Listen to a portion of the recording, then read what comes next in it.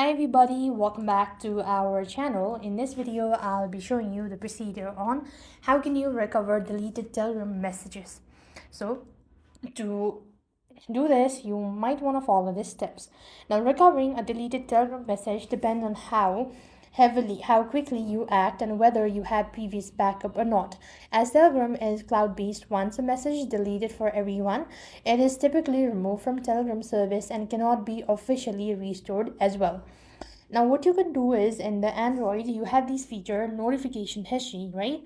So if you go to settings on your device and locate notifications from the list and you go to this notification history, this is where you will be able to find the message.